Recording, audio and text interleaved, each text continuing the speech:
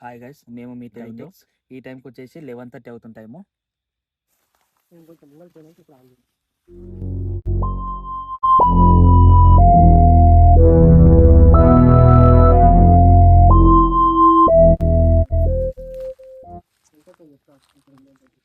అన్నా ఉరుండనా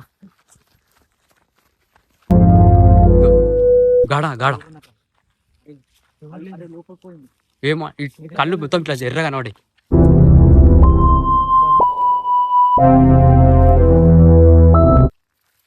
అన్నా అన్న వద్దన్నా